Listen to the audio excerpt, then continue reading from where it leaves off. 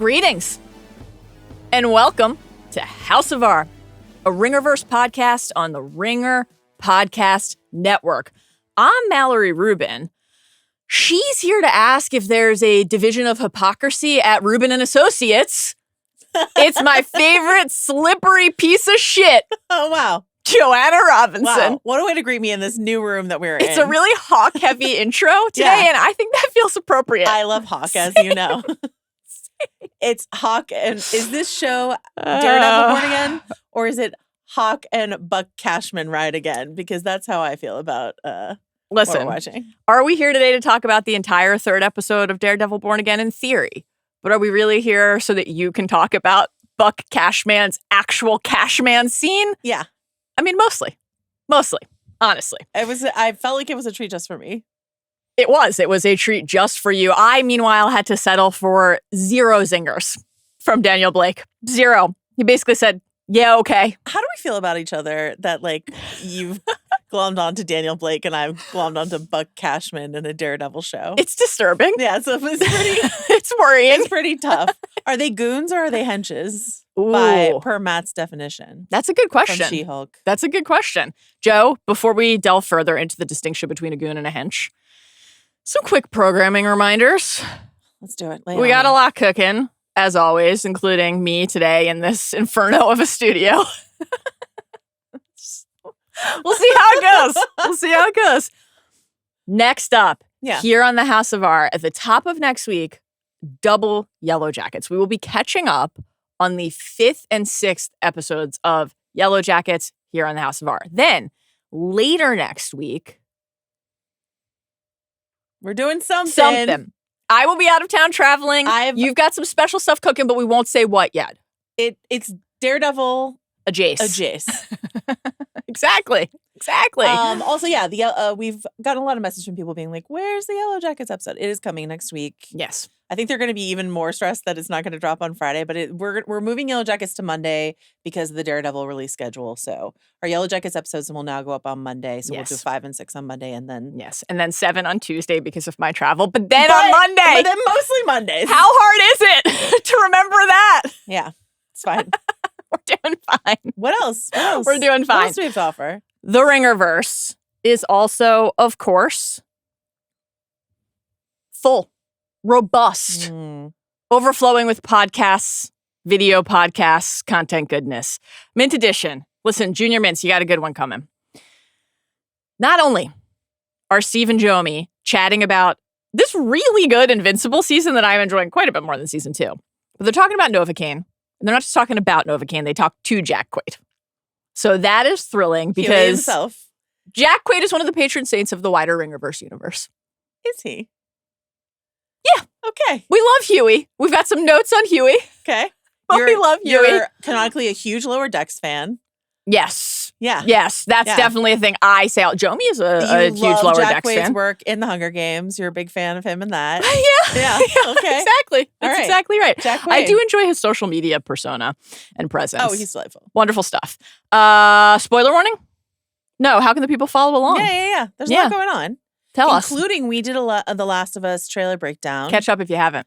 Absolutely. Yeah, my mom caught up today. She was texting me about it. The Midnight Boys Pew Pew are, of course, covering Daredevil week to week. Always. Having robust debates about it. So, listen. Why don't you just subscribe to our pod, to the Ringerverse? Great idea. I mean, couldn't be easier. I agree. On your podcatcher of choice. Yeah. Follow us on your social media platform of choice. Whatever that might be. Entirely up to you. Whatever that might be. Yeah, correct. And then, of course, as people have done this week, you can email us. Yes. hobbitsanddragons@gmail.com. We got a lot of Daredevil emails this week. The legal community has decided to weigh in on the bona fides of one Mr. Matthew Murdock, Esquire. Yeah. So that is all I have to say about that. Spoiler warning. Fantastic stuff. Here's the spoiler warning. It's the friendly neighborhood one. Everything that happened in this third episode of Daredevil Born Again, everything that's happened in Daredevil Born Again to date, anything that's ever happened in the MCU, anything that happened in the Netflix Daredevil series or wider Netflix Marvel verse, and also comics canon. All of comic history. Anything that has ever happened in a single comic book could come up today. Perhaps legal precedent will come up today. We're going to talk about some art. Voir dire. Yeah. perhaps? Yeah, exactly. Okay. Just so. That's it.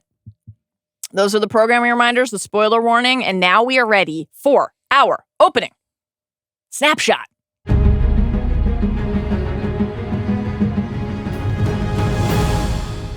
Okay, Joe, we are here to talk about The Hollow of His Hand, the third episode of the season, once again directed by Michael Cuesta, who also directed episode 2, written by Jill Blankenship. This checked in at 47 minutes, so about 40 minutes of actual television when you remove the previously on and the end credits. Give us your quick opening snapshot, amuse-bouche thoughts on this episode of television. Did you vibe with the trial-heavy courtroom drama aspect of this episode? Is the fact that you got one scene with Buck Cashman enough to sell you? Did it just leave you wanting more? How are you feeling about episode 3? The buck stops nowhere. Yeah. Do you know what I mean? As far as I'm concerned, never enough Buck Cashman. I literally with my own mouth on our top 13 moments of Daredevil said, yeah, I would like this to be a legal procedural. You did. Yeah. And I'm not sure past Joanna knew what was right. Interesting. In this world. The thing is, not like this is what I would say. Is this better in that it's like devoid of some of the like really goofy CGI and stuff like that from the first episode? Yes. Right.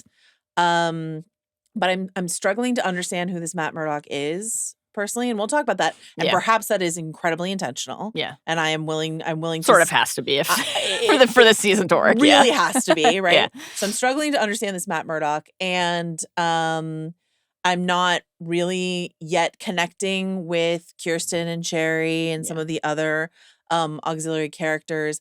I think that as far as like a few episodes performances, I really do love Camaro de los Reyes as Hector. I think he is beautiful performance, wonderful in this episode. Really so there's a lot of plot. I have a lot of questions. I have a lot of legal precedent questions. I have same. I have a lot of questions, comments, and concerns. Same. But yeah, the Hector, while he was with us, is an incredible part of the team. Can I offer a quick correction before we get to your what do you got? Big picture Yeah. things? As you know, I'm almost 100% correct about everything all the time, right? Yeah. Yes. Anyway. Yeah. Last week, I got so excited to talk about Red Hook, New York, that I do know, which is upstate.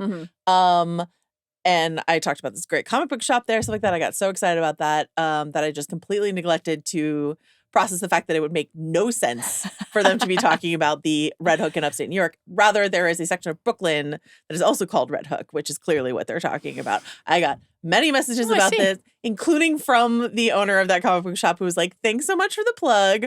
Also, you're wrong. Well, guess what? Nicely. You still told a lot of people about that comic book shop, and now they know. Now they know where Red when Hook they is. make their way to that Red Hook. Mallory, what are your big picture takes on this episode 3? Let me just say, I would not rule out Buck Cashman trying to make his way upstate at some point. Why not?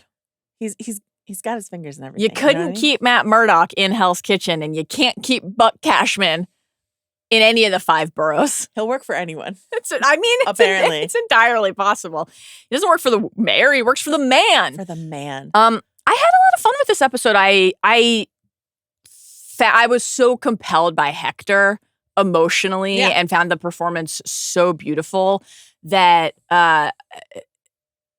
it gave me a little bit less anxiety maybe about how the season overall will feel in terms of the like, what did they cut? What did they move? What did they chop out or chop back together? Because I was able to invest in this character and care about him in a relatively short span of time. And that was something I was very worried about. Like, are we just going to be moving in and out not only of different the story of the week characters, different villains, different potential heroes, different foils, but also different visions for the show. How, like, are we ever going to be able to, like, fully immerse ourselves in any sort of level of investment? So just the fact that I came to care so quickly about Hector was a real win for me as someone who was, like, really looking forward to the show, then a little nervous, then easing in, and it was like, okay, of course, now I am mourning his loss, and that is deeply sad. The end of the episode was painful. Very painful. And as far as we know, this episode is like pretty much intact from the original stuff that they shot. Right. So yeah, I also wasn't like distracted by anything because we weren't like trying to shoehorn things in that weren't originally part of the episode. Yeah. So then to that point, the fact that this is very clearly a relic of a different moment in the creative arc of the show makes me less sure of what it represents about where we're going. So I still feel like a little maybe unsettled in just what the rhythm and flow of the show will ultimately be. I had such a visceral like response to the decisions Matt made and the way that he behaved in this episode. But I will say that's not the first time I felt that way about Matt. I think the things he did in this episode were like the most appalled I've ever been by his lapses. I've had moments before where I'm like, would Matt leave Foggy and Karen hanging during the Frank Castle trial like this? I don't think so. This was like a level of base hypocrisy and almost cruelty, inconsistency. That I'm like, if it's a deliberate choice to show us that he is absolutely at sea, without Foggy, without Karen, and he will actively confront that at some point, then I'm interested in that and compelled. And I think it's a potentially really interesting creative choice for the show that makes me mad at and upset with and disappointed in a character I love.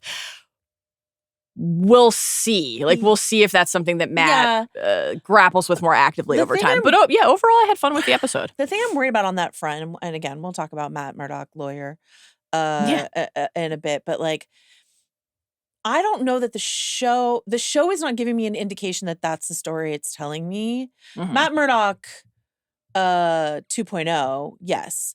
But I don't feel like in the sequence that you're referring to from the original season 2 of the original Daredevil, that's Matt Murdock in the throes of his like Elektra re-obsession spiral out sort of thing. And that's a story that we can understand. We're like, he's spinning out, but this, that, and the other. And so the fact that he ditches Foggy and Karen for Frank's trial, we're like, that's horrible, but I understand the story that I'm watching. Yeah. Listening to the Midnight Boys talk about this episode, they were like, Matt Murdock, great lawyer. Matt Murdock won the case. Matt Murdock. That was not my read. I know. And so I was just sort of like, but I think it's some people's read on the show. They're just sort of like, he really did it in this episode. And I think if that's a read, I think that's a slight failure of the show. You know what I mean? I will say for me, that was not my read for even a moment. And I felt quite the opposite, that like the reason that because Matt could be defending anyone. Matt could be making reckless, irresponsible, almost soulless decisions about how to defend a client who had done anything. The reason to make that client a person who puts a mask on every night and goes and defends the city is to show us that Matt has lost touch with the core thing that used to drive his life and is actually making decisions to justify that distance to himself. Right? When he's like, you don't have to, the mask doesn't define you and you don't have to put the mask on. He has basically allowed Hector's life to be forfeit and his right to make decisions about his life to be forfeit so that Matt can tell himself it's okay to put the mask away. So I think that is on the show's mind. That is certainly an interpretation. Yeah. Another interpretation I've seen is that it's Matt sort of defending himself when he puts Hector and the idea of White Tiger on the stand and then parades a bunch of people to talk about how important, how great he is. Yeah. It is Matt sort of telling himself what I did mattered, and even though I don't have access to that anymore, which I think is a little different than what you were just saying. But all of it, I think, is the same thing, which is like Matt's relationship to who he was and who he now is feels like it is on the show's mind, or at least absolutely. But I feel like. And maybe I'm misinterpreting it, and we will see as the episodes roll on. But like the moments where even we hear like a Kirsten being like, "What the fuck are you doing?" or our guy Hawk saying, "What the fuck are you doing?" or whatever. On the one hand, that could be an indication of here's the hero spinning out. Yeah. Right. On the other hand, it could be something like Wonder Woman, where it's like, Diana, no. And it's like, the point is, Diana, yes. Like, she should be doing the thing that people are telling her not to do. Right. So I actually, like, I hear your interpretation, and, like, it's the one that I hope is true. Yeah. I think the fact that, for sure. We'll see. I mean, I think the fact that Cherry is, like, shaking his head like, what the fuck? Kirsten, in front of everybody, is like, Matt, don't do this. Yeah. And then Hector they sit down together and Hector says, like, that was not your secret to tell. I think Matt is he does not leave that interaction feeling ashamed. He doubles down and tries to vindicate himself to himself and also to Hector. But everybody around Matt, who in theory would, I mean, I think the fact that Matt is lacking somebody, the Father Lantham, the Sister Maggie, the Foggy and the Karen, of course, like somebody to actually have, again, that active interrogation with of his own impulses. Like that was always the thing, is when Matt felt himself being pulled down, you know, into the devil's lair before, that he would talk about it with someone. I think the fact that that's not happening leaves open not only the pathway to continuing descent, right, which is worrying, of course, but the question of whether Matt knows this thing is wrong, but every person around him told him it was wrong. So I think to me, that makes me feel the show is saying it's wrong. And the question is, when will Matt accept that? Or he has a brief moment of returning with Heather to like, the system worked, right? Let's pour the bourbon. And then he's going to find out in the next episode. How much guilt is he going to carry? Yeah. I mean, that Hector was killed. And it's like, what good is the system I then? hope you're right. I just am not as convinced as you are that the episode was clear on that messaging. Yeah. Okay. Should we dive into it? We're going to go in kind of two clusters today. We're going to go chronologically inside of each of them, but we're going to separate the Wilson, Vanessa, Buck Cashman scenes into our first chunk here, and then we'll go through the Matt Hector trial of the White Tiger scenes. So let's start first with scenes from a king and queen pin marriage. We have a lot of chaos in Chekhov's Red Hook to talk about. Just a lot of snark, a lot of lip from the truck jackers. It was fun. It's very sassy. Enjoyed it. Yeah. I hope that guy comes back. Yeah. He had a lot of fun brutally murdering people. Yeah. And so this, you know. Actually, I really loved that moment, rewatching it a couple times. It felt very, we got some emails in defense of Daredevil, and I will probably address them a little later, but like, it looked very comic booky to me. Like the shot of the driver who had complied and hadn't spoken out and had done everything he was supposed to do, and then knows he's going to get killed anyway, and is sort of like, welp, you know, like that was such like, I could just see that sort of in a comic panel. For sure. And then I love Olivia Irishman. Big fan. Who doesn't? Who doesn't? You know, we'll hear from Sheila later. It's not great for their future plans for Red Hook, you know? She's got some concern. Property rates.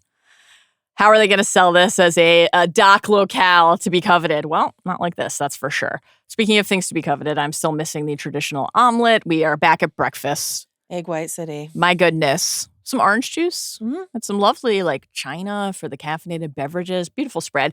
Wilson and Vanessa are as far away from each other at this table as they could be. And it's not just that they are both literally at the head of a table, at the end of a table. Two heads, right? Two people who are like, I'm at the head of the table. Yeah. But the way it was filmed so that they're both kind of on the margin of the screen. We talked last week about the way that they were sitting as far as possible from each other on the couch at counseling. So to be right back there where the physical distance and the emotional distance are really heightening each other was oh boy, we felt that keenly in this episode. A comp I've seen around the old interwebs is there are some pairing scenes in Citizen Kane where you see a newly married couple sitting close and intimate to each other, and then later at opposite ends of a table that looks staged very similarly to this table, though this is like a scenario we've seen. Right.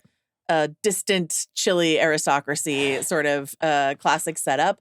But I think that when we, having, fresh off of our rewatch, when we talked about this last week, we think about not only the omelet he made himself, but the omelet it's so beautiful that then there's an omelet for him and Vanessa, and Vanessa comes behind him and holds him close and then sits down right at his elbow, and they're just like there together. Bringing her into that ritual. Exactly. Not just literally here as sustenance, but like, you are a part of the rhythm of my life. Yeah. And then to watch them just sort of like with yards and yards between them, it's just...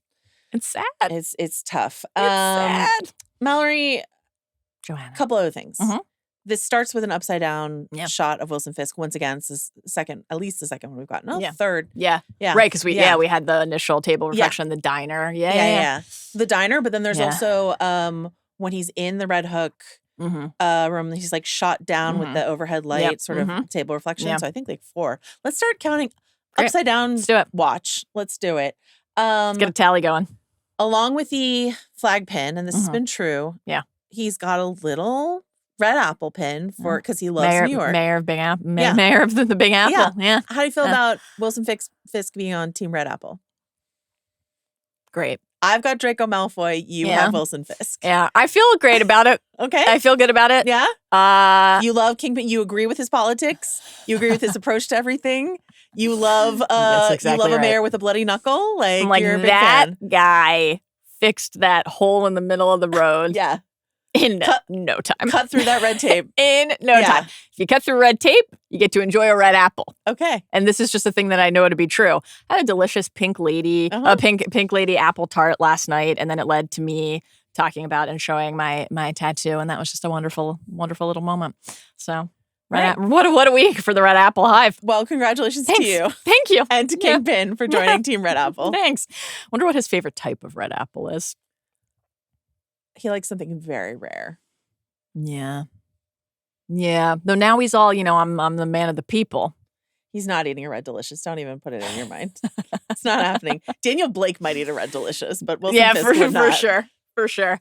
Oh man, what an episode for New York. Tough shot coming at the Knicks. It's a very, very tough moment for the Knicks. The old Knickerbockers. That's exactly right. Joanna, from that beautiful omelet sharing. What do we call it, sharing? Way back when, back in the day, to reminiscing, to another thing that Vanessa and Wilson used to share, which was a love of art, right? This was the kind of like meet cute at the gallery, Rabbit in a Snowstorm, this bridge to finding each other, to forging this connection with each other, Wilson reaching out to Vanessa through art and allowing her into his life, the wall and the childhood wall and that association with his father and the murder and the hammer and all of it. This like ability through art to commune with each other and to figure out how to say something and convey something that couldn't be said, right? Art is like the origin of their love story and their bond. So this was a fascinating way. We talked last week about all the bunch of art pieces, a lot of art. Now we learned that she's like washing money, going full Marty Bird. Yeah, wow, full Marty Bird with great works of art. My goodness, and so.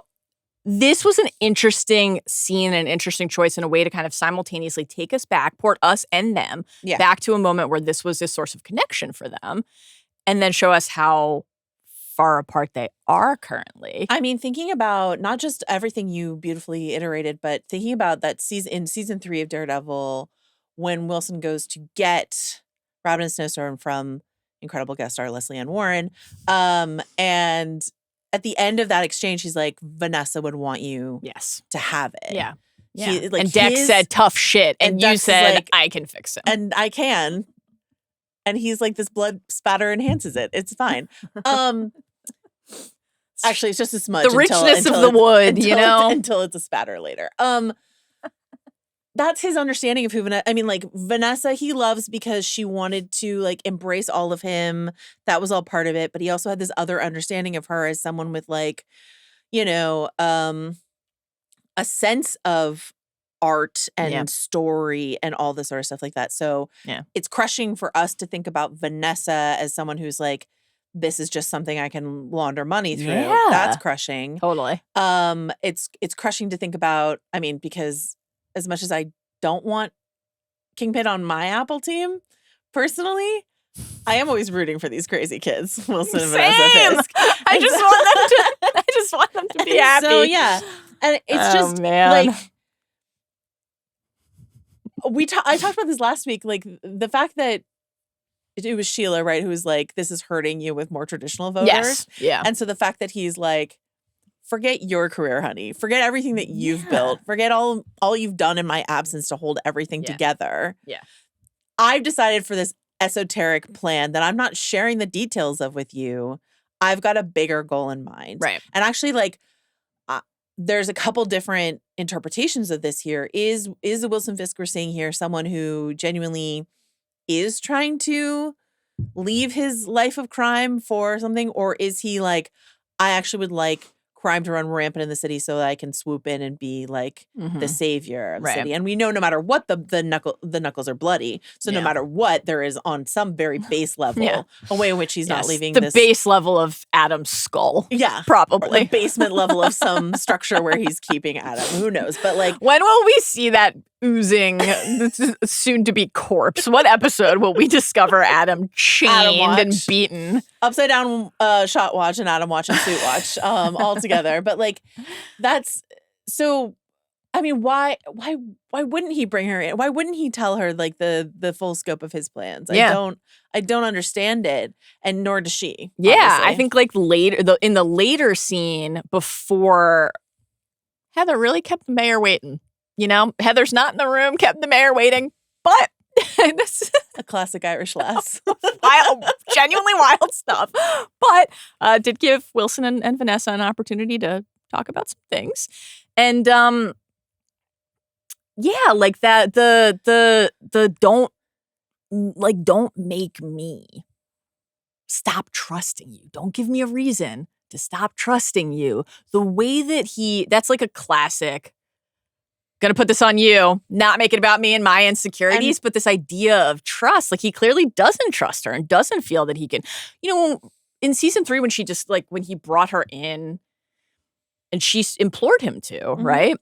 And the way when she's looking at the surveillance layer, we're like bracing and is she gonna have a second thought, a doubt? No, she's like, this is exactly. Not only am I ready for this, I'm ready to escalate it. And so the fact that he's not only like, because when he says, I'm reaching for, I know it hurts to just sit by, but I'm reaching for higher goals, and she says such as, and he doesn't, as you're noting, reply.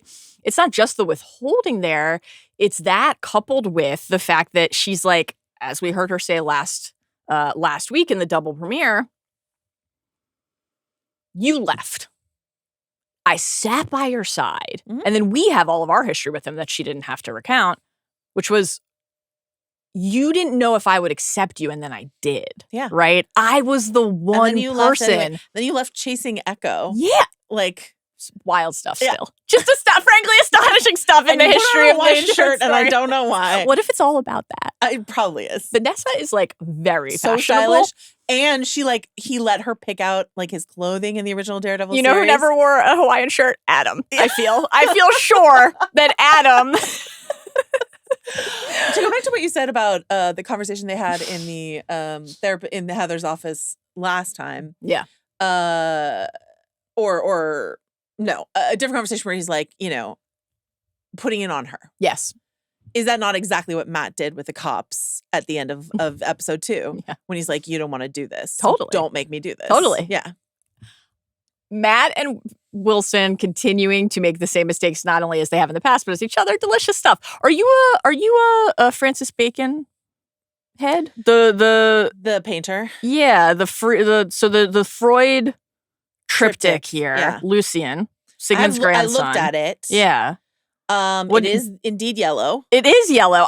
The yellow one I remember was like sad. I think it's interesting. A triptych is interesting to me. 3 studies of Lucian Freud. Yeah.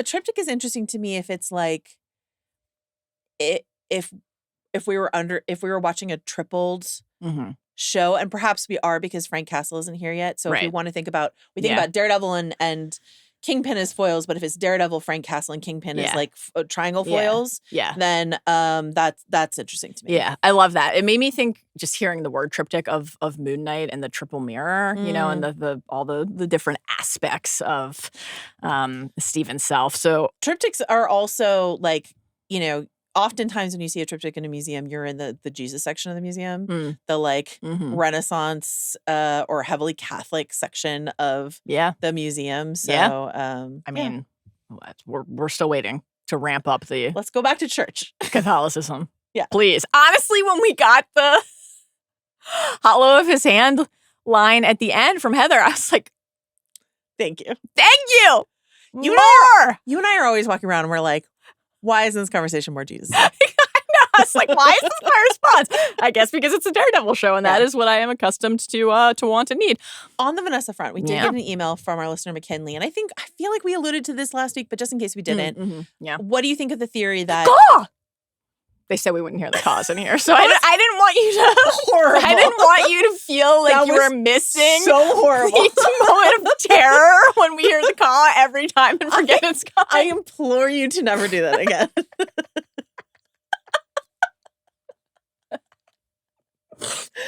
Yeah, today we can't hear anyone in studio, so they've just locked us in here, and perhaps these cameras aren't even running. We don't know. It's honestly entirely possible. Perhaps these mics are off, and they're just like, let's just let Joanna and Mallory lose their minds slowly in a room.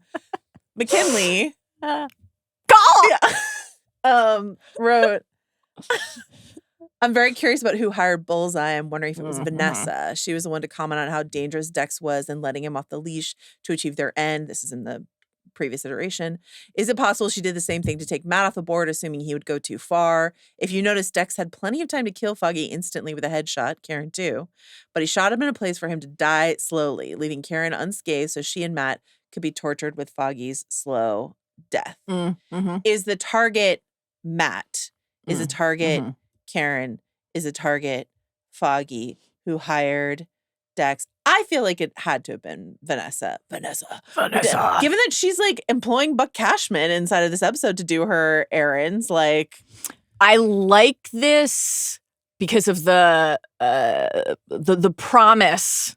To talk about some promises that are made in this episode, but the promise that this makes to us of, a number of different things inside of the Wilson-Vanessa relationship are going to come to a head. And this, like, it's not, again, just that Wilson is saying, stop doing this thing that you built up while I was gone, that you perfected while I was gone, that you managed to calibrate and control while I was gone. Dudes that you came to love, you. Including Luca, that fucking whiny baby from Tracksuit Mafia. Yeah. She had them all on lockdown. And he's like, no, put it all on hold for me. My career. For me.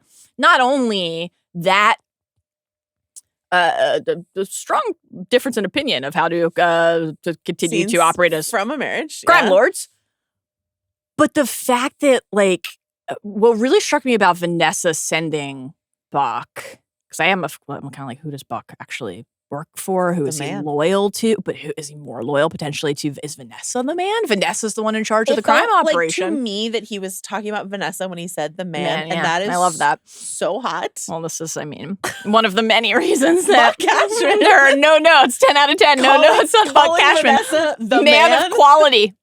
A man of moral fiber and integrity. He's a Swiftie, I can tell. But did we see any bracelets? No, I just think he loves the song "The Man." The idea that, like, she not only is resistant to heeding this directive, as she should be.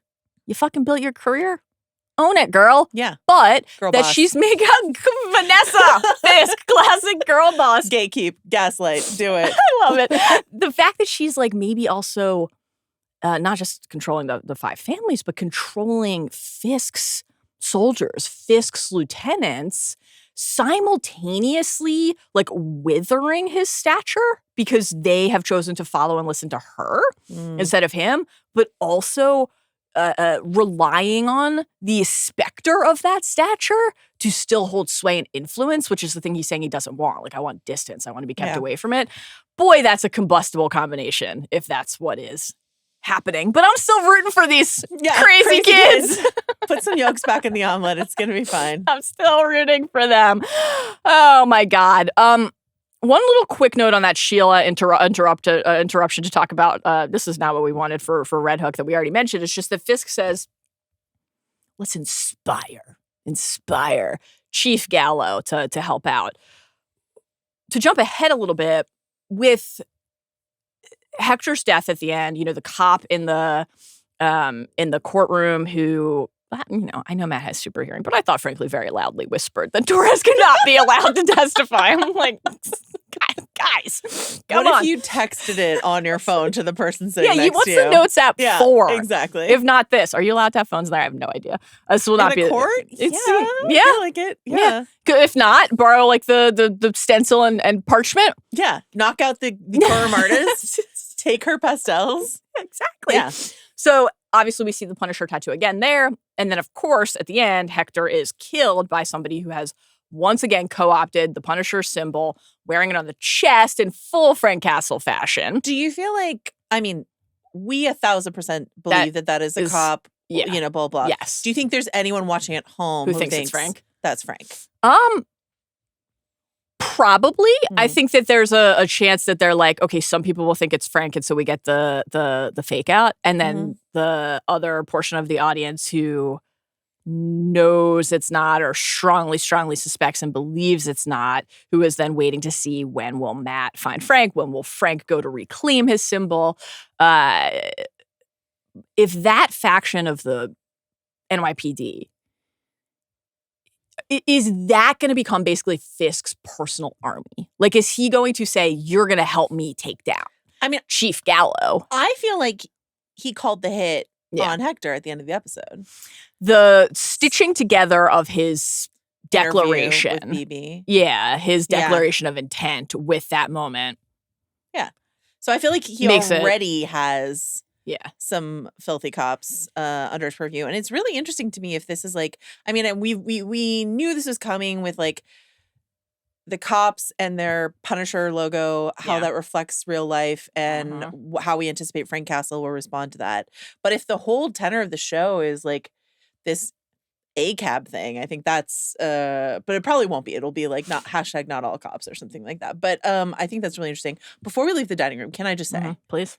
Fisk gives a little like they're all rats monologue, and I cannot watch a they're all rats monologue without thinking of Frank Costello from The Departed, Jack Nicholson, of course, talking about I've got a rat. And I'm not going to do the little rat face because I'm not as brave as a performer as Jack Nicholson is. But I was thinking, I love to think about The Departed. Personally. Me too. They resisted the urge to show us an actual rat scurrying across. I mean, the season's not over yet. It's true. There's still time. We're only a third of the way through. That happens at the end. 6 episodes remain. I thought that was a very like Thronesian moment as well when Kingpin was like, well, they're all rats at, the bottom of the barrel. They'll kill each other. And Vanessa was like, well, when whoever wins, whoever's left at the end, they're going to come for us. And that made me think of a lot of different moments in Thrones. But like, when they all go north and like someone wins, they come for us. Yeah. She's always on our minds. You love a girl boss like Cersei and I do. Vanessa. I do.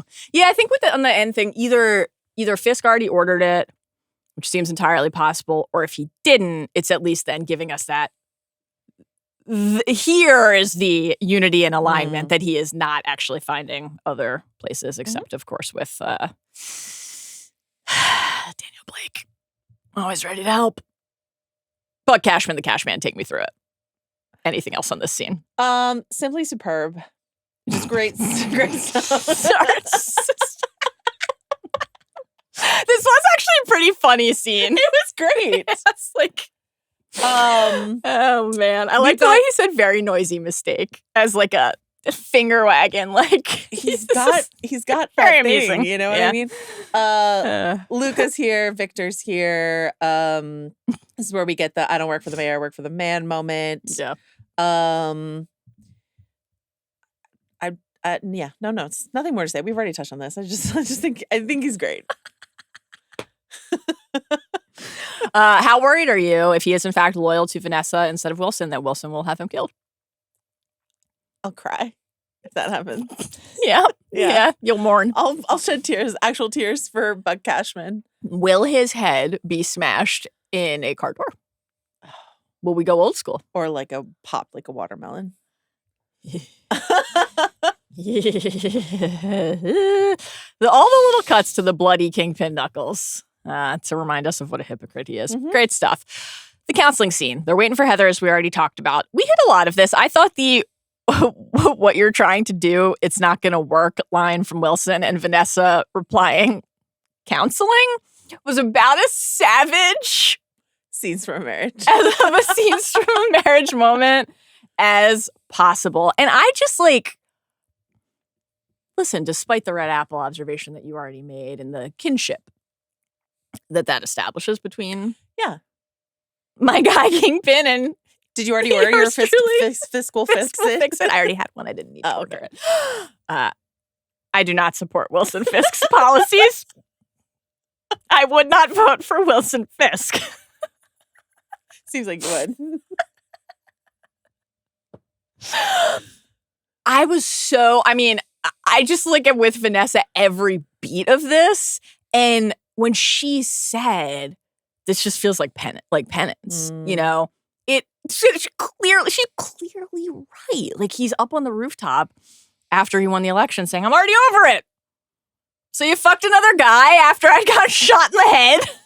No problem. It's fine. Don't look at my knuckles. It's fine. I'm a deeply forgiving person. It's fine. I'm not especially unhinged when it comes to you. Yes, exactly. Yeah. I always behave fine. in a measured, rational fashion. It's fine. He's so clearly feeling betrayed by the one person in his life who was like a constant and gave him mooring. Every decision that he made to get her back. It's like he left her. And that's what makes this great is that they both have like a reason to be enraged with each other and to feel so betrayed by each other. I got real like Balin Skull Ahsoka energy from him with the like. I'm obsessed with you invoking Balin Skull, a character we loved. When shall we ever see him again? What a wonderful character. Truly wonderful character. This sometimes peace needs to be broken and chaos must reign just for a moment to build a strong order. In addition to the, tear it down so you can build it again aspect of that, I have to assume that the rain word choice is deliberate. We've talked a lot already, both in our preview pod, what we were expecting, given the Mayor Fisk of it all, and then last episode, that the Devil's Reign comic run feels like it's going to be a real like touch point for what Fisk is doing here, seeking to thwart all vigilante activity, to be the arbiter of justice in the city, etc. So that word choice just felt like yet another bit of reinforcement. You didn't feel like it was a nod to Antichrist, like the Chaos Reigns meme? Do you think Kingpin loves a meme? Like loves a fresh meme? Here's what I think. Do you think Daniel Blake? I was going to say, I think if he doesn't, that will change by the end of the season because Daniel Blake. Move over. We got Cashman. spread. We got reach. It's Mallory's we got engagement. Your guy, Daniel Blake. You think Daniel Blake's going to get Kingpin on Blue Sky? Oh, I think True Social. Oh my God. Trump's TikTok. It's so grim. It's so grim. Anything else you want to say about the pledge that Fisk makes in the BB interview? The rage that he feels watching the miscarriage of justice, as he calls it, in the trial. Hypocrisy. But like, I think that, Sheila's like, hey, we've got legit members of the press. He's like, no, this one whose uncle I murdered. This idea of manipulating or trying to use, my hope is that BB is gonna like use him right back or whatever it is, but like right now I'm just like, don't be a mouthpiece for this absolute piece of shit, please. And also, why are you spending any time with Daniel Blake? I know why, for access, but why also? She loves a zinger. Does she? I still feel so bad for this fucker. The last episode, he's like, so when you gave me your number, it was just for my boss. Yeah, Daniel. You know who you would never see? Yeah, Daniel. Like Buck Cashman. Buck Cashman. Oh, Buck Cashman is swimming in Riz it. Galore. Swimming in it.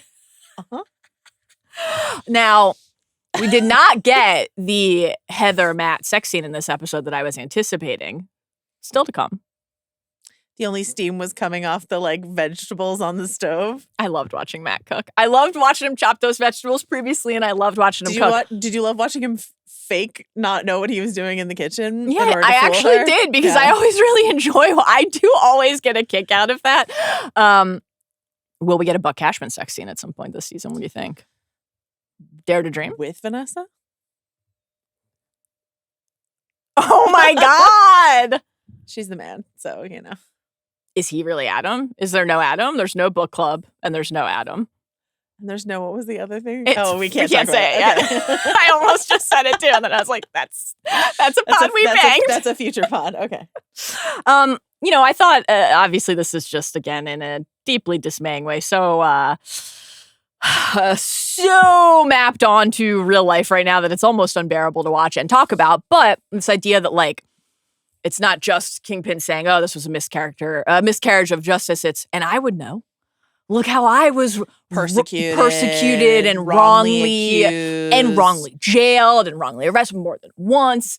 And this idea that this character at this moment in time has gone from fearing the law and needing to evade the law and being a guy who used to hide in the shadows to the point where we talked about the Sonora Primer Pod in season 1, no one would even say his name. And the moment where he went out into the light was like this big, crucial aspect of his arc in season 1. And now he's like, to hide is a mockery and a scandal. It's like, well, you used to be the guy who, what is hiding in the shadows any different than putting on a mask? It's just another version of the same thing. And now he's gone from fearing the law and needing to evade it to wielding it, to weaponizing it, to seeking to control it for these ends that he won't tell Vanessa about. This idea that he and Matt are both trying to channel their vigilante criminal behavior through proper channels, government, police, the courtroom, sort of like, and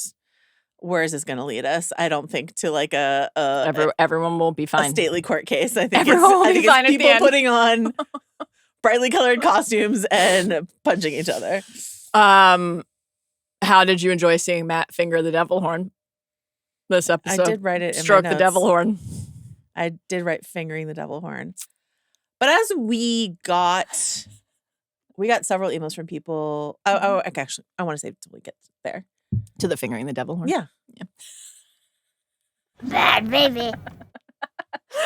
Let's talk about Maddie Murdock. Let's talk about the trial of the White Tiger. This opening of the episode, it's not the opening of this podcast, but the opening of the episode of television was in Hector's cell. An exquisite scene.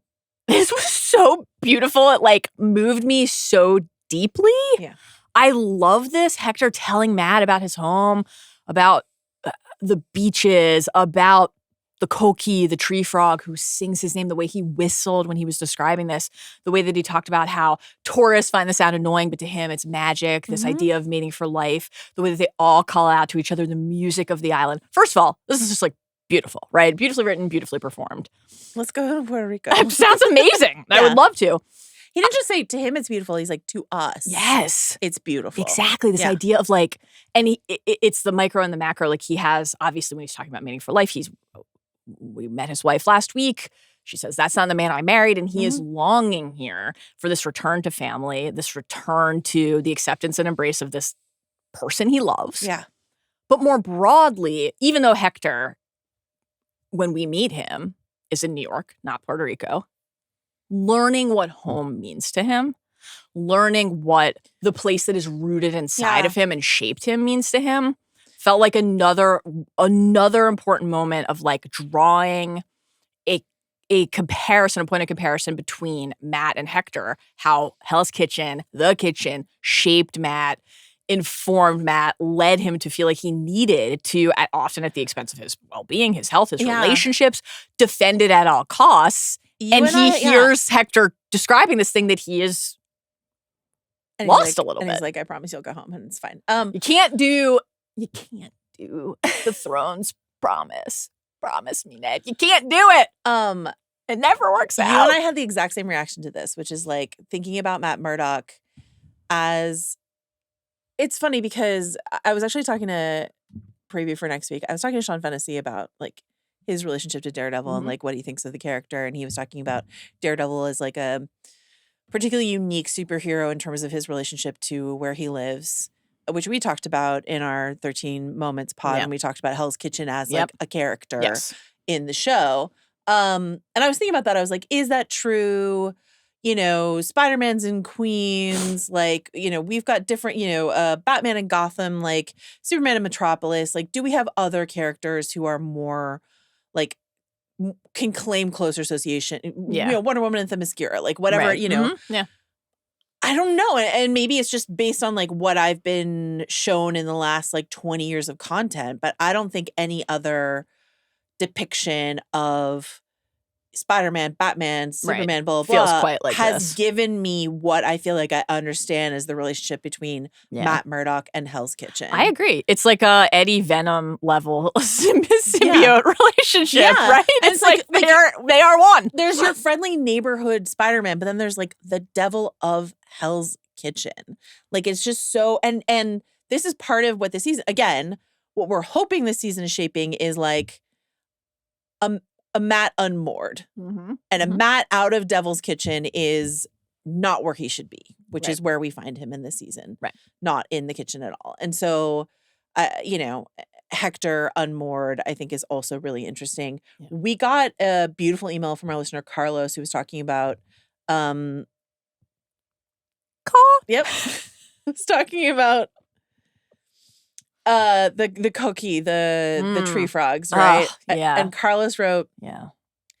He was like that monologue and then the heartbreaking sound of the koki over the closing the episode's closing credits. Yeah. And Carlos wrote, when I visit the island, I wait for dusk. When the kokis begin chirping, I call my mother. Without even saying hello, I hold my phone up to the trees and let her hear their chorus. My mother spent the first, I'm going to cry. My mother spent the first years of her life in the hills of Puerto Rico.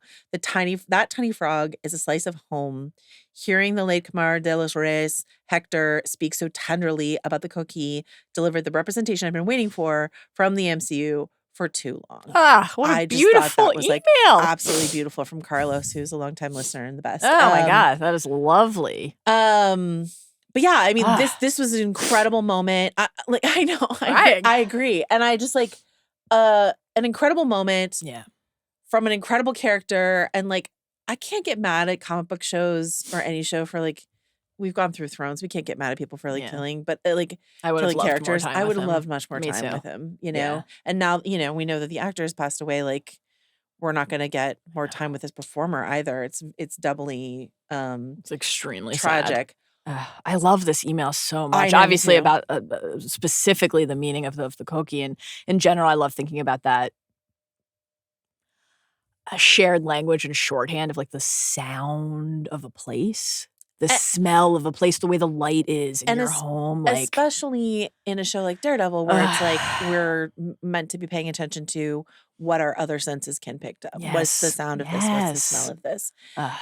On the Promise Me Ned front. Promise Me Ned. One of many emails we got from lawyers this week. I mean, this one comes from Ryan. Matt's got a lot of work to do to rebuild his reputation in the legal community. The number of times I wrote in my notes, I am not a lawyer, but this seems wrong. Ryan wrote, when Matt visits Hector in jail and promises that he will get him off, no lawyer worth their salt ever, ever promises or guarantees an outcome of any case, big or small, especially in criminal cases and especially with jury verdicts. Even bad lawyers understand that concept. So let's strike one against Matt Murdock lawyer. It's not going to be the last one. Boy, Maddie, what did you do? Matthew. Oh, Joe, anything on the White Tiger comics canon front that you want to note? Because, of course, that's one of the things about us having to say goodbye to the character so quickly is that we did not get much time with this version of White Tiger. But, and this is, we don't know if this will be the case in the show universe. But in comics canon, and we issued a spoiler warning for that, the mantle is passed on. The amulet is passed on.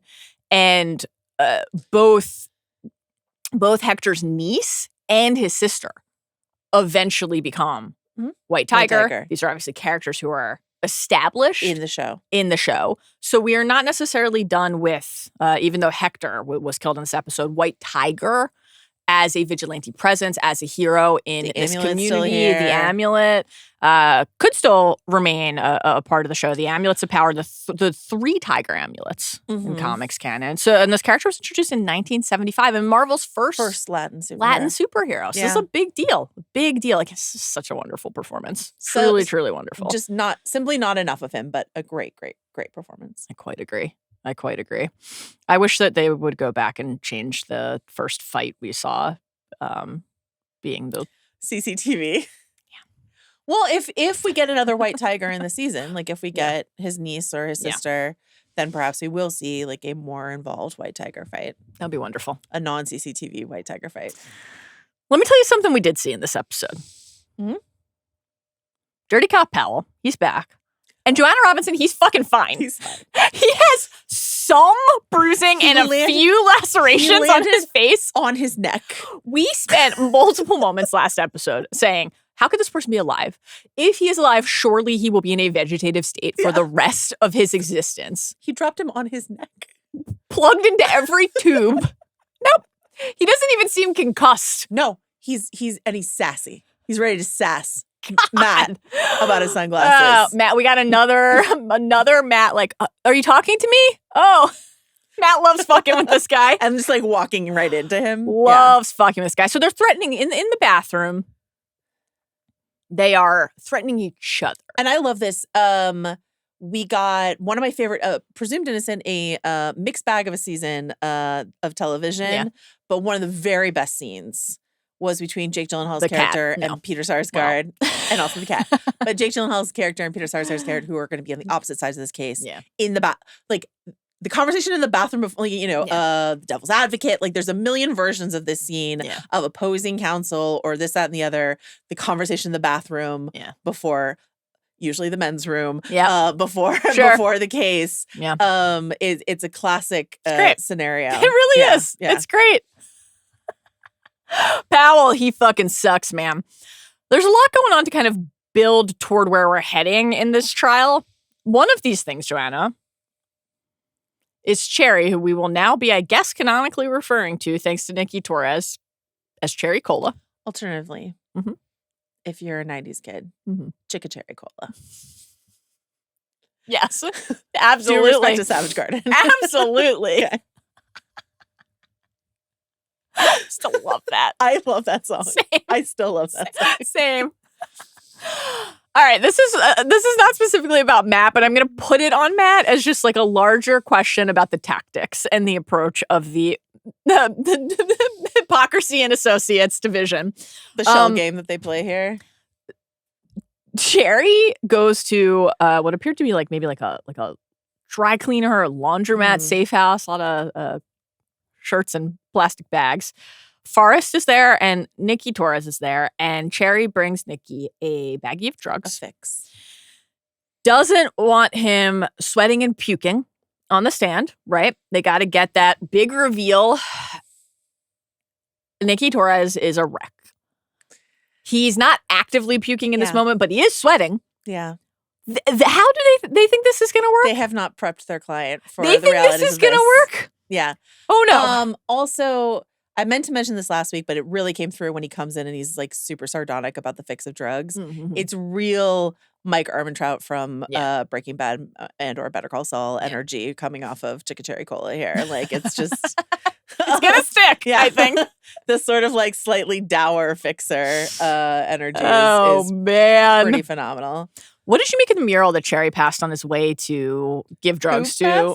Cherry passed on his way to bring Nikki his fix. We get another, we assume, Muse mural. There's a tag on it. It's definitely Muse. When is Muse going to actually reveal himself in full in the story? Like, we're 3 episodes into a 9-episode season. Who's the big bad of the story? Soon. Who's the big bad of the story? In the earlier iteration of the story, it was a case of the week. Yeah. So he's not, Kingpin's the big bad, right? Right. And then so is Muse Punisher just an episode or two, you think? I think, but maybe just like a later episode or two, you know? Yeah. A little White Tiger-esque arc for Muse. Yeah. But on a slow boil in the background. A little steamy vegetable on the on the a slow range. boil, much like the viscera of the victims that he will then turn into paint.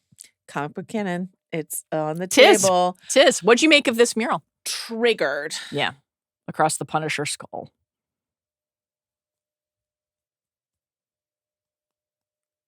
It's cute. You liked it. You're going to buy a Muse original. I love wordplay. Yeah.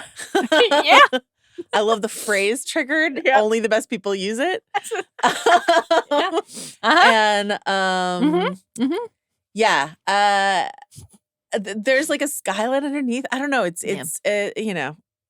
another like Punisher's coming sort of moment in the show. What are you? I'm going to be really upset if Punisher. I've not watched ahead, so I don't know if the next episode is Frank and I miss it. I'm going to be despondent, honestly. No, but like the good I'm news so is sad. the good news is next week we're not doing like a classic True. deep dive, so you and I can do that when you get back. But then the week after is the double. So it's going to be a trope. The triptych! We will be Francis Bacon. Wow. When we are reunited. Do you think these cameras are off? Are See these red- mics on? I see red lights. Okay. I see a green light over there. It was a mistake to put us in There's this a room. counter.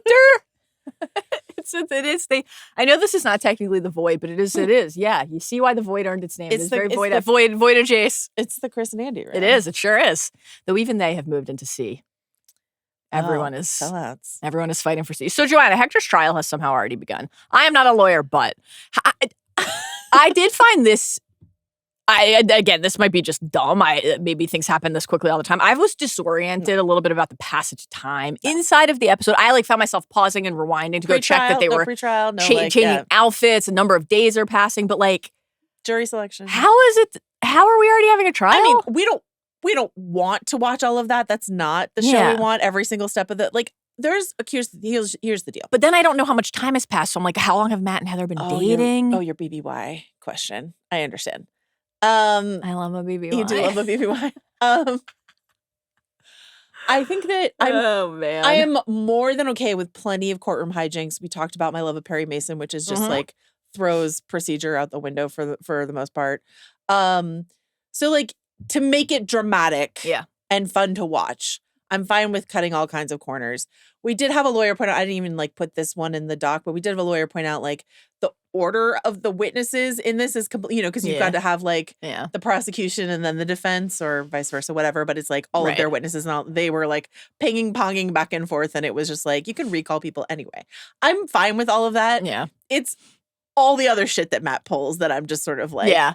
The only thing that I just had a little I felt a little at sea not knowing how long Hector and Matt had been interacting because then it makes the depth of the betrayal even greater. If they'd known each other for 2 seconds, it would have been a fucked up thing to do. Yeah. But it's how many conversations did they have where Matt didn't say this is what I think we should do? Anyway, Hector's not on the stand yet. Powell is. Mm-hmm. Talking about how shitty the Knicks are. And he's just fine. He landed on his neck and he's just fine. Oh my God. So Hawk's tactic here is basically just talk about your commendations, talk about how long you and your now dead partner knew each other, right? All of that. And then Matt comes to cross-examine the witness. And honestly, this was great. It's I hear you have a black eye. The best cure for a black eye, fast hands. Just a little Batlin Jack wisdom there, but also I beat the fucked shit out you of up. Yeah. I thought that, but you can't admit it. That was delightful. Sassy Matt Murdock. Yeah, I love when Matt is a saucy little bastard. I thought that Powell, again, I'm not a lawyer. No? I don't know how the law works, but I'm just can't everybody tell that Powell is lying and I know your this bit is perjury? I know your bit is I'm not a lawyer, but what you're really giving is plain talking country lawyer. I don't know any of your newfangled New York City court tricks. Yeah, exactly. But that guy's lying. That's exactly right. That's exactly it. He's just as Matt wants, completely shocked and flustered when Matt brings up Nikki. And this is when Matt super hears the dirty cop with the neck tat say Torres cannot testify. All right. I would like to get to, not my biggest note for Matt Murdock, but I have a big note for Matt Murdock here. What the fuck is he doing? Okay, well, 2 things. This is stupid. And maybe he thought a la Perry Mason, he could provoke a confession on the stand. You just say the name Nikki Torres and it's you got me. I did it. Nikki Torres better be in the next fucking room then. Howevskis. I did learn from our email lawyers. Yeah, okay. Well, I don't know if you know this, but I am not a lawyer. The Hobbit lawyers and the Dragon lawyers. I don't think I put this part. Again, we got a lot of lawyer emails. I didn't put this part in the notes, but apparently, and TV taught me differently, but apparently surprise witnesses are not a thing. Right. You have to tell. Yes. So if he's going to put Nikki Torres on the stand, the prosecution already needed to, the DA already needed to know. So this whole shock reveal, maybe I'll catch you. The defense calls. Doesn't make sense. Yeah, that doesn't happen. I just Matt there have been a number of times over our 3 prior seasons with Matt Murdock where he has seen somebody get to the jury, a witness, corrupt and befoul in some way the sanctity of what is meant to unfold in that courtroom. This was actually, like, to me, just annoying and sloppy. I don't think Matt makes this mistake. Whether he had to declare it in advance or not, like, I don't think he leaves open the opportunity for somebody to get to Nikki. Now, maybe it ultimately is just that Nikki is standing there, sitting on the stand, and looks out at all the cops in the room and loses his confidence then. That's what it seems like to me. But time passed. Like, Powell is the one, when they do the Silence of the Lambs fake out with Cherry Cola and Forrest, and we think Nikki is in the van and he was really in the cab, and we're like, whew, what a relief. Like, this is a different day. They're all wearing different outfits. So even if Nikki just lost his courage, Matt still left open the opportunity for somebody to get to him. And then they have the conversation later. They debrief Kirsten and Cherry Cola. It's happened, I guess. And Matt, and they're like, well, maybe the cops got to him. Maybe they threatened his kid. It's like, no opportunity for those maybes should have ever existed. That's just sloppy work from Matt Murdock. Tell me the good decision that Matt Murdock made in this episode. As a lawyer, I can't think of any. Yeah. I mean, I guess cooking dinner for a beautiful woman you're about to fuck, that Irish was a good Catholic decision. But other than that, I have nothing. I mean, appalling stuff from him as a lawyer. So Nikki loses his courage, Joe. I thought that was great. And the Midnight Boys talked about this too. I thought it was a really good scene to watch him, because I don't think they got to him. I think it was just him on the stand. Looked out and got scared. Overwhelm of all of those cops, and they're whispering and they're looking and all that sort of stuff like that. It's just sort of like, how do you combat that wall of authority, corrupt as it may be. Matt, this does not go well for Matt. Joanna, he embarrassed himself. He embarrassed several himself. times this episode. Kirsten, tough time for Kirsten. These two are giving me such strong John Sansa, like, please have a pre-meeting and get just on the same page vibes. Like, stop yelling at each other for everybody to see and bickering and undermining each other for everybody to see. Mortifying, unprofessional, sloppy. Judge Cooper tells him to stand down. Yeah. And this is a very important email we got from our listener. This is honestly, thank you. Our listener, Ashley. And I did double check this. Yeah. Ashley said, did anyone else notice how the judge at White Tiger's trial is the same actor as the colonel who likes to be ball gagged and whipped by a femdom in The Punisher? Wild stuff. This is sensational.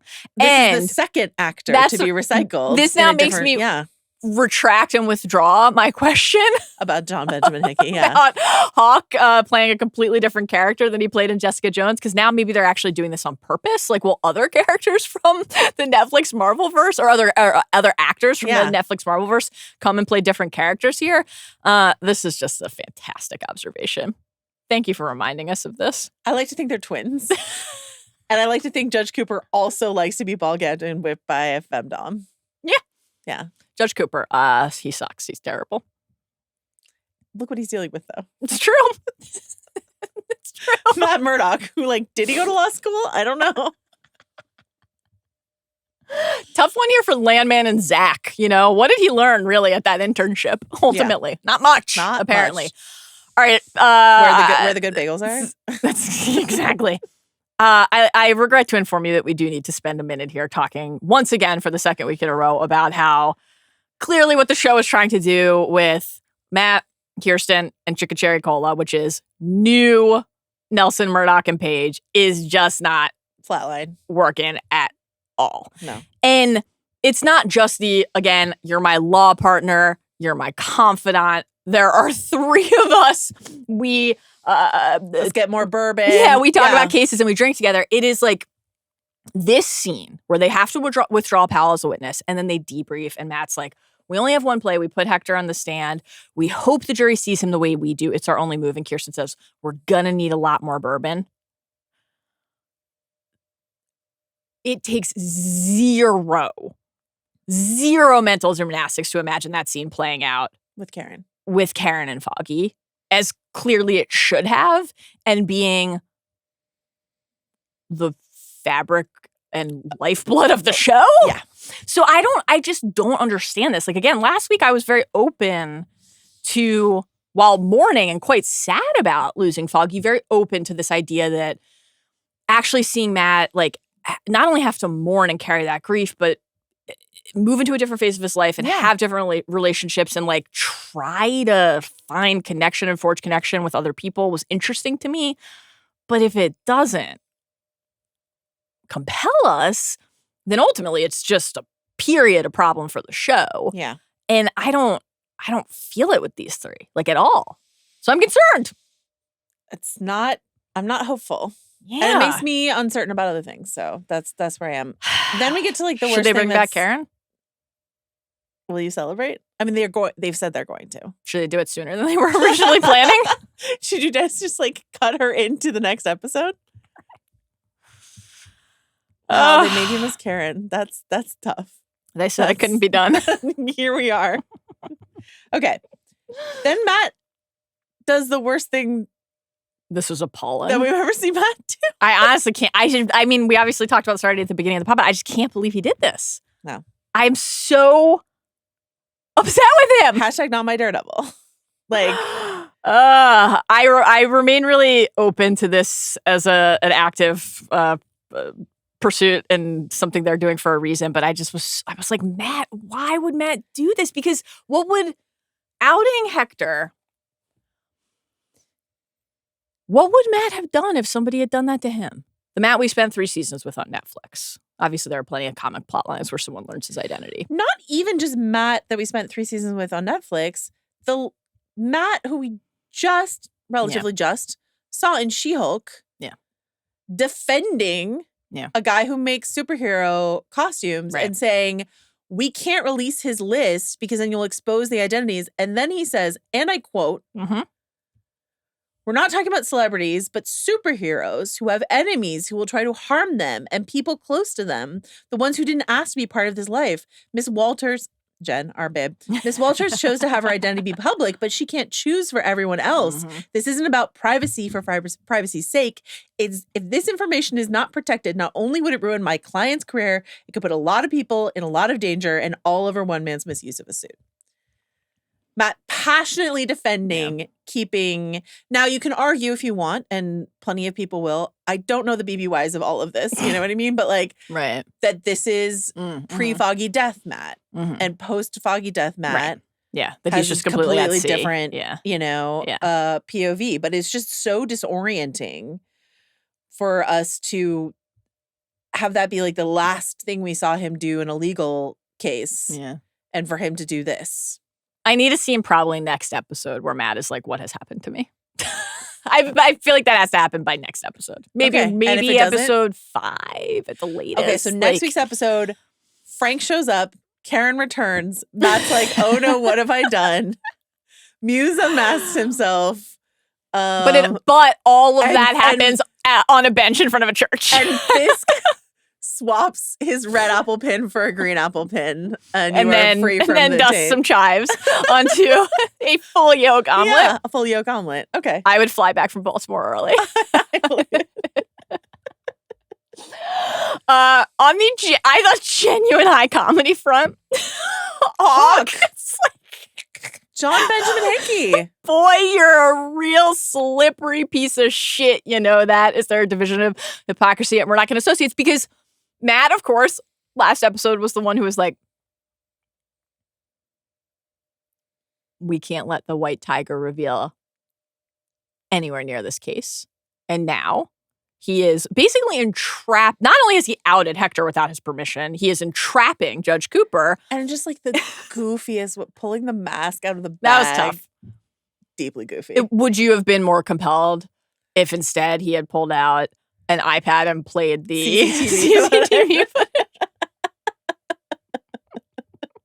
If he had taken out a text message and someone had texted him was very small, pixelated to the jury, it was like on a Nokia. Yeah. Oh my goodness. But yeah, this was really wild stuff from Matt. And of course he did force Judge Cooper to do exactly the thing that he was banking on, which was like, what's the fucking point of telling them to pretend they didn't hear that? Or declaring a mistrial. I'm late for my ball gag. I've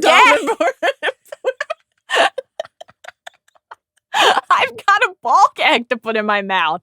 Let's hustle, Murdock. And then Matt has to face the real judgment. Hawk, Cooper, okay. Hector. This wasn't your secret to tell. And it wasn't. What would have been, I think, very... And then Matt's like, you gotta stop. Hang up the costume. Okay, so that actually I thought was...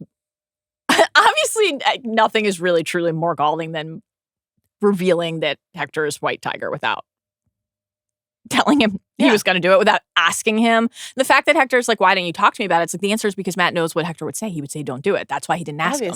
Right? But he's like, I put a target on your back and your family's back. Your family's here in the courtroom. So a target on your back, target on all these women who have come to support you in the courtroom. Okay. Yeah.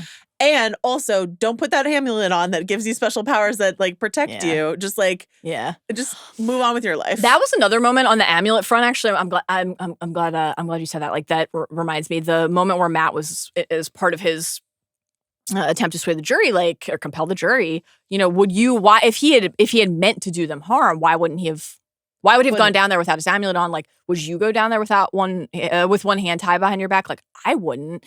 Of course, we have seen Matt Murdock do something with it. Literally do. It's all he does, right? Is do something when he's vulnerable, when he's beaten, when he's an inch from death. And so that was another moment where, like, we just he feels so out of touch and out of sync and out of tune with the nature of who he is and why he does the things that he does. The on the more appalling even than outing him front, like telling him he can't be White Tiger, that's over. It was just obviously not Matt's decision to make about another person's life. And if anybody had ever tried to do that to Matt, I mean, even when Matt was trying to get Foggy to forgive him in season 2 and like trying to fight their way back to each other, when Matt finally lost his patience was like, we talked about this on our primer pod, when he was like, he's wrong and he's behaving badly at the time, but he kind of wins us when he says, I'm done apologizing for who I am. Like, one of the core pillars of Matt Murdock's life is like, I make mistakes. I'm consumed by my doubt. And my guilt. But I know that this is the thing I have to do. And nobody will tell me otherwise. And so he just told Hector otherwise. Terrible. In the words of Chumbawamba, you get knocked down, but you get up again. You never gonna keep me down. Yeah. What a jam that was. Yeah. The 90s are alive in this room. I love it. I really do are feel the cameras alive? Who can say? I really feel Chris and Andy here with us. That's true. Their spirit, it's here.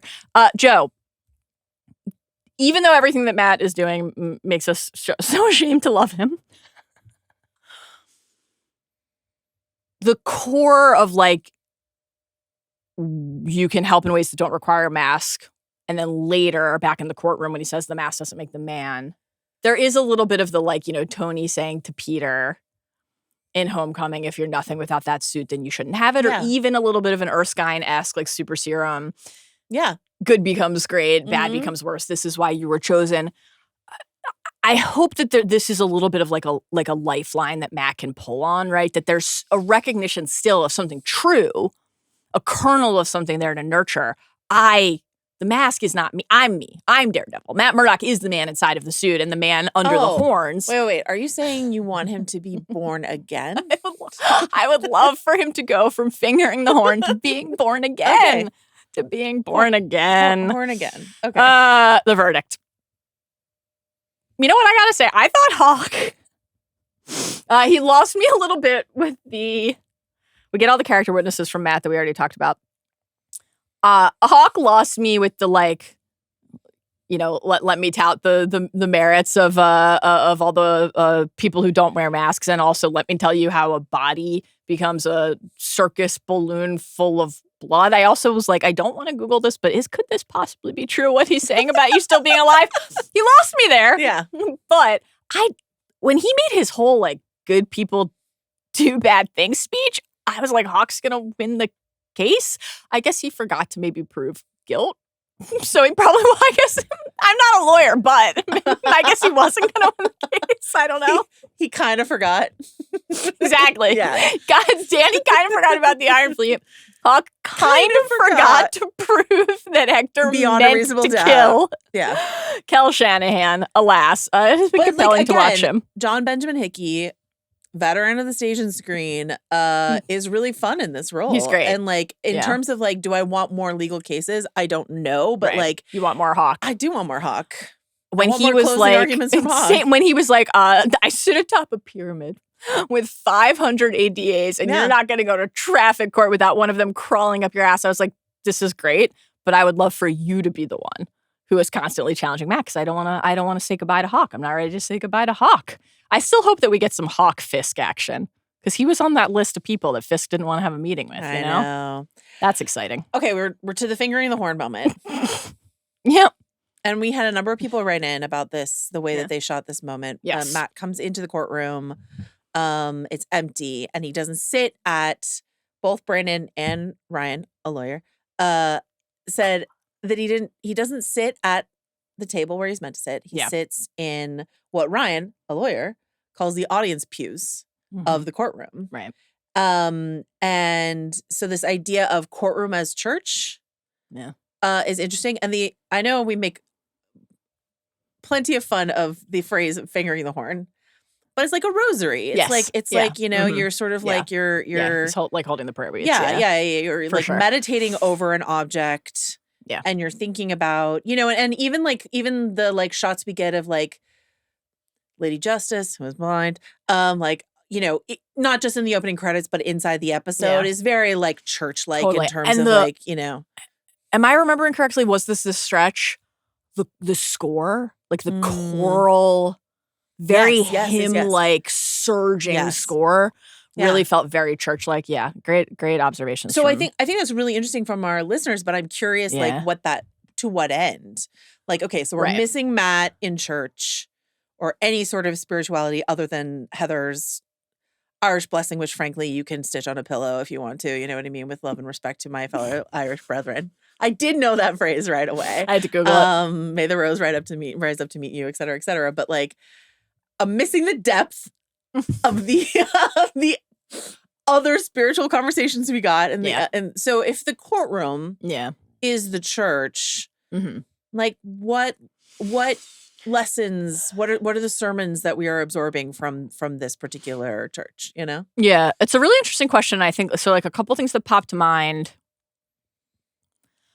We talked about last week, but episode 1 of the 2-part premiere. Now, it felt very striking that when Matt took the stand in Dex's sentencing, you can fix him. I really can't. You can fix him. You don't believe in me? There's still time. You have 6 episodes left. Why not? Okay. Why not? Why not? That he said that justice was not possible.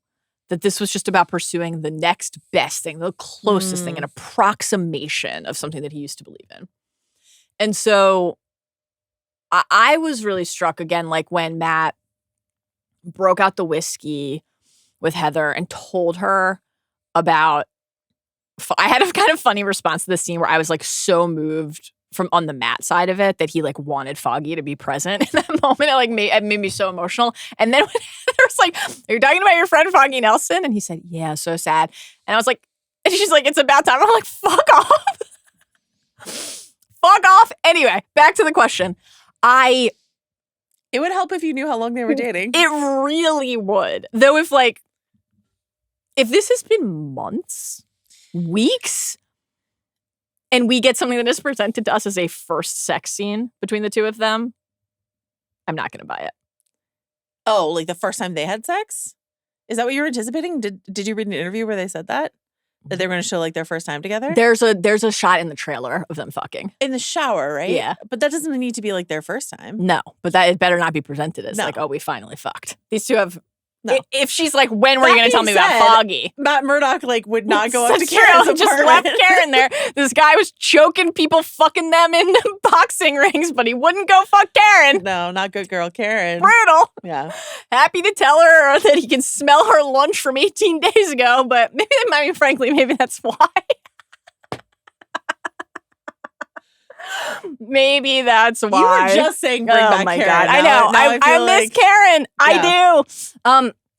But the thing that was so striking to me about the presentation of the whiskey and that story about how they had saved up all their money when they were broke coming out of law school and they only opened it to celebrate big victories. And so they had the bottle for a long time, right? It was like the idea that not just that Matt wanted Foggy to be present with him in victory, but that Foggy was always the one who believed and helped Matt like maintain that tether to belief that the system, that the halls of justice could be enough. Like when all of those early post-reveal days where Foggy was like, why do you have to be Daredevil? Like look at what we can do here. Yeah.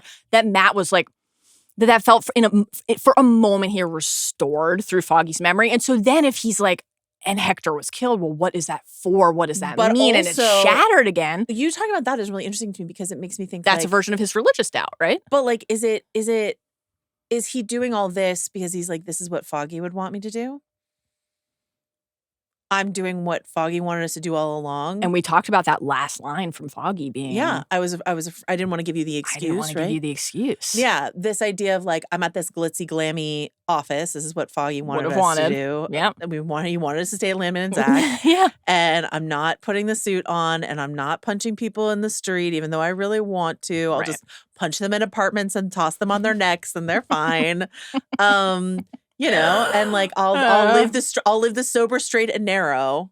If we think of his vigilantism as like an addiction or whatever, it's not the perfect metaphor, but like I will do what Foggy wanted me to do.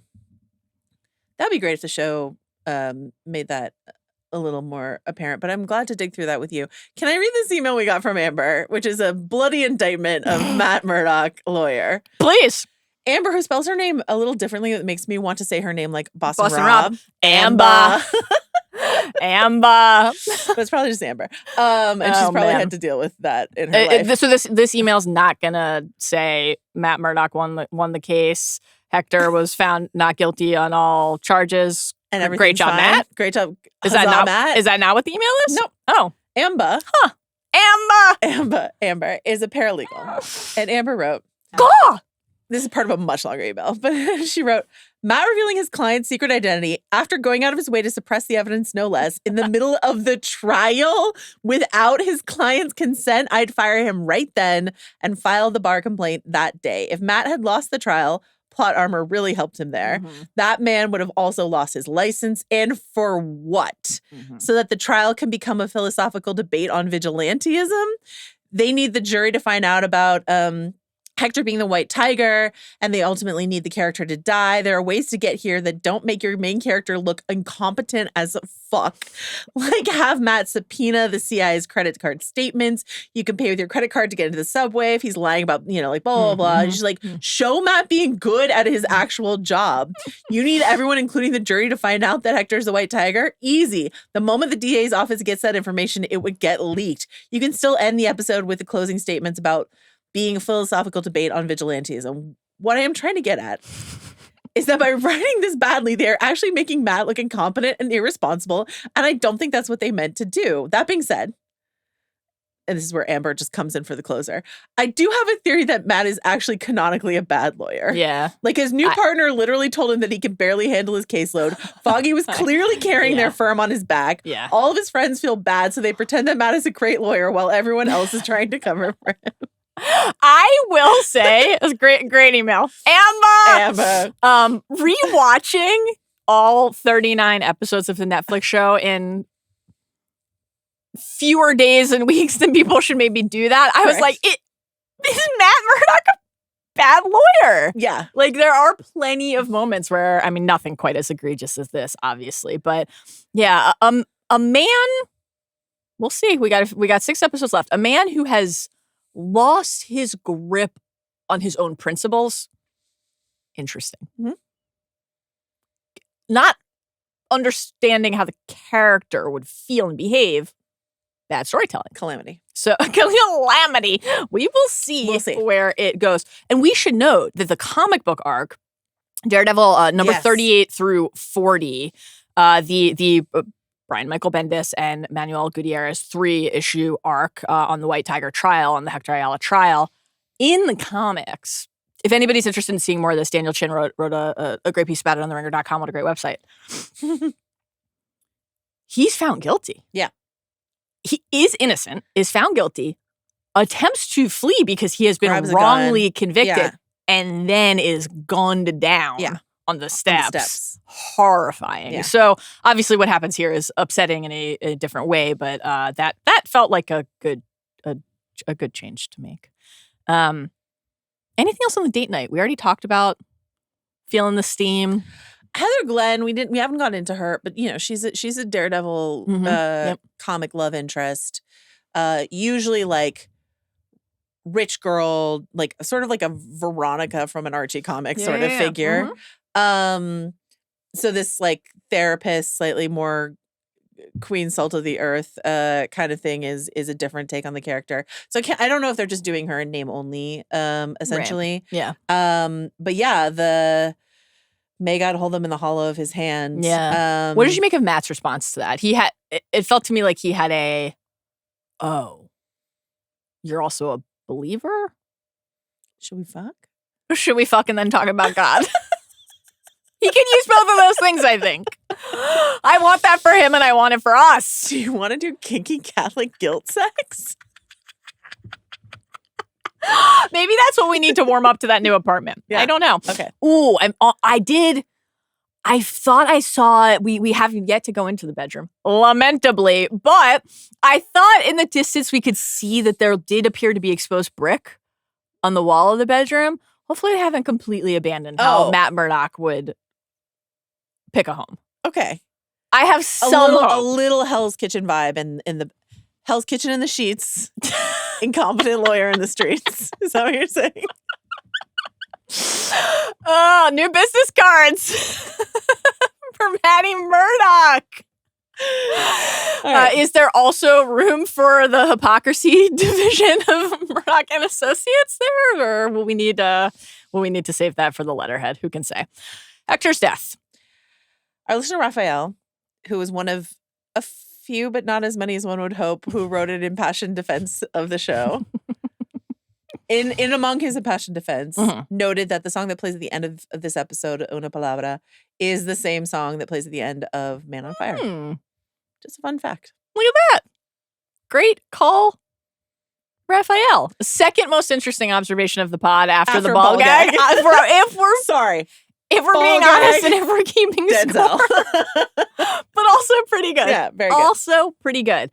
We already talked about about Hector's death at the end. We talked about the Punisher symbol.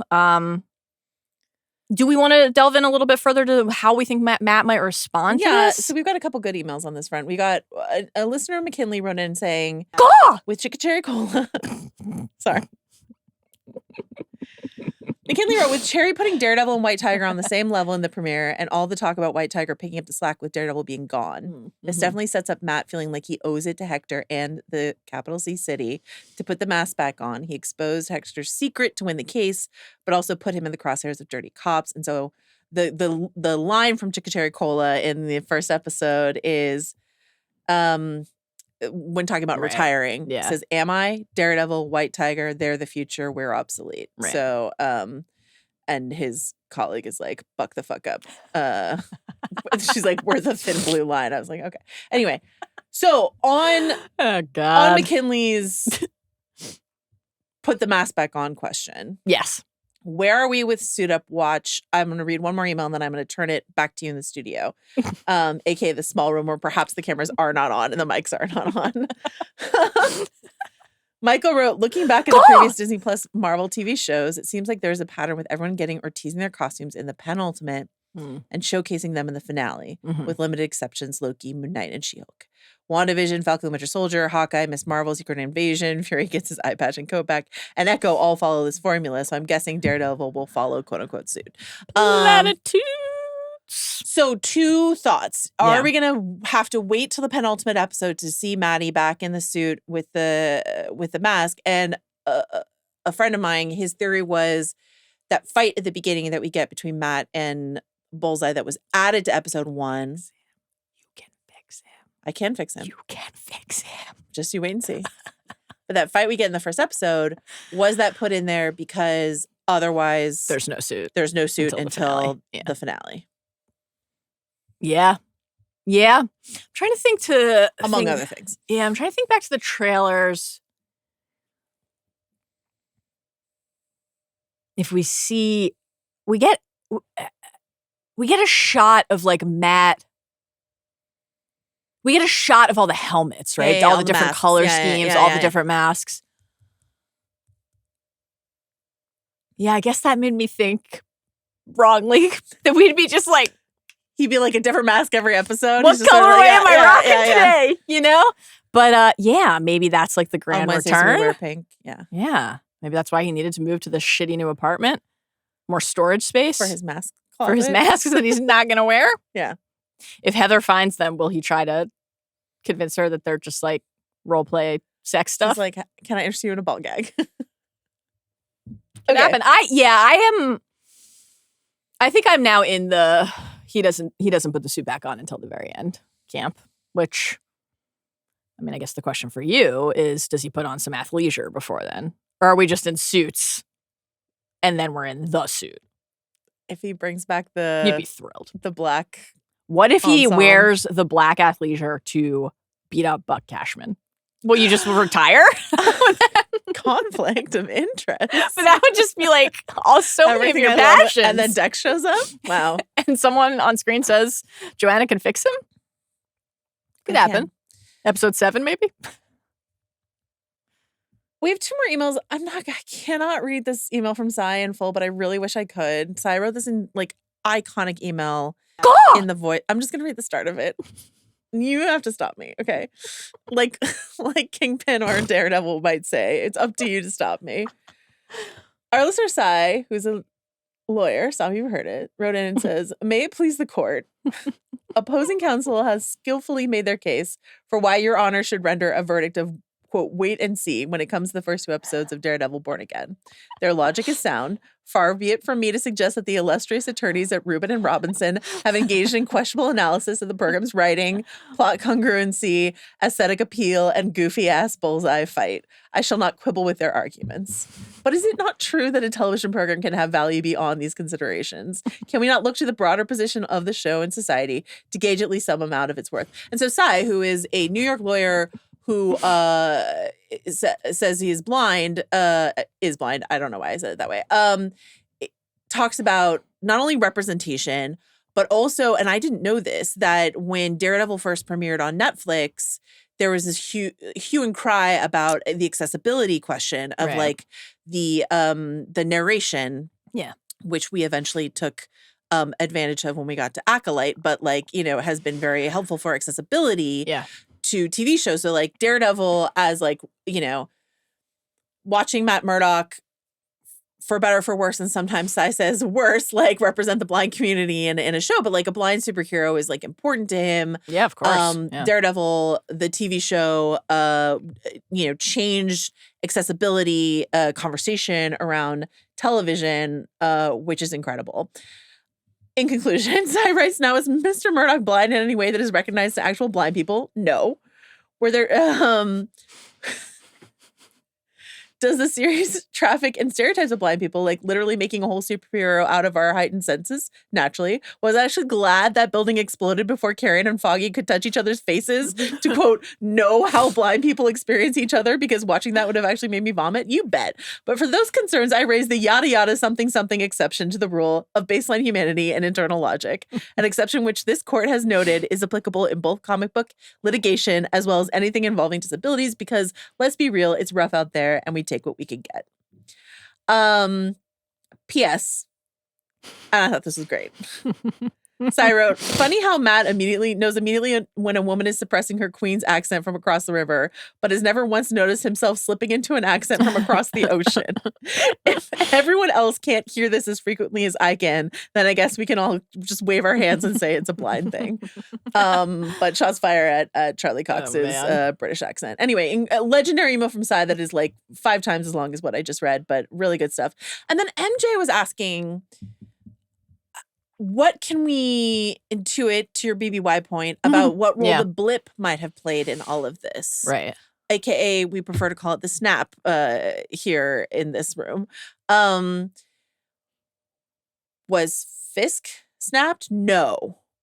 Because Echo lets us know he wasn't, right? Yeah. Was Vanessa snapped? Probably not. Was Marcy snapped and that's why Foggy moved on, you know, sort of thing? Like, did the snap have something to do with Fisk getting escaping justice the way that he did. You Yeah. know, like Yeah. Marvel has moved away from like Yeah. really, really, really dwelling on the implications of this world-breaking event that they put inside of their movies. They're like, people didn't really dig when we spent half of Falcon Winter Soldier on that. All the Shang-Chi wrap it up. conversations about it, nobody cared. Yeah. So like, Interesting. can we yada Yeah. snap away some like rough patches between the Matt Murdock Fisk we knew and the ones we find now? I would be interested in Fisk and Vanessa, one of them having snapped and the other not. Yeah. Because that, if somebody's living 5 years without that constant, like what impact does that have? Boy, if Marcy was gone and Foggy was just like, time to get a hot new haircut and go hit on some ADAs. I mean, I guess Marcy would be back at that point, but Marcy and Foggy, they had their fun, and that's what counts. They had their fun. I still will just never get over all of the paperwork being sprawled out because the sex was so good. And then Foggy's like, I solved the case. Sees the open folders. Great stuff. Actual lawyering from Wonderful Foggy. stuff, Actual investigation from Foggy. Not incompetent. Man. So anyway, Matt Murdock, in conclusion. Mm-hmm. Yeah. Wait and see on this show, as we are continuing to do. Matt Murdock, deeply incompetent. Sad. Is that the point? Yes. Let's find out. Yeah. Bring back Karen, Mallory's favorite character. You know what? If Frank is back and Karen comes back and Matt has to confront the fact that he did a terrible thing to Hector in this episode, I'll be absolutely thrilled. Great. Absolutely thrilled. Before we go, any Easter eggs that you would like to call out? I think we've talked about almost all of them, but there are a couple others that we have not highlighted today. Did you have a favorite from the ones we've already discussed or the ones we haven't? I think it has to be the frog sounds over the closing credits. That's really nice. Very like Hammer in the Cave over the closing credits moment. Yeah, totally. Two characters who had been with us for equal amounts of time. Actually, if Hector hadn't been so compelling, it could have been outrageous, actually, to do the Tony treatment. Yeah. But we were so moved. I'm going to go with Officer Morales when, because McDuffie is like reading one of the testimonials and then Matt is like dropping folder after folder listing other officer names. One of them is Officer Morales. So is this Miles' dad? Is this Jefferson Morales? Could be. That's an exciting thing to think about. Thrilling. Wonderful stuff. Okay, that's it. We did it. We made another podcast. Was it recorded? I don't know. I'm not a lawyer. I don't know. I don't know about your newfangled devices. Your Yankee recorded devices. Yeah. I feel like this is kind of a hybrid in a great way that I'm loving of your D&D Ring Request character and some Righteous Gemstones adjacent accent work. Okay. That's great. Thanks. I'm loving it. Okay. Thank you. Thank you to Steve Ahlman. Yes. John Richter. John. Arjuna Ramgopal. Arjuna. Jomi Adeniran. The best. They would never let us do what Matt did in the courtroom in this episode. And if we did, they wouldn't be like, Joe and Mal, no! Don't! They'd wait to yell at us until after, in private. God damn it. So. I'd like to think so. The best team there is. And thank you, of course, to the Bad Babies for joining us yet again. We will see you at the top of next week for Yellow Jackets episodes 5 and 6. Feels like a long time ago since we talked about episode 4. My goodness. Episodes 5 and 6. And then Joe will have a Daredevil-y surprise. Yeah. Cooking something up. In the kitchen. In the kitchen. The kitchen of content. Yeah. They won't let us back into Hell's Kitchen, but they can't keep you out of the kitchen of content. Correct. You're going to feel that steam. Yeah. Just like Matt did. Heather's going to come in and say, I love a podcaster who cooks. All right, we did it. Goodbye. Bye.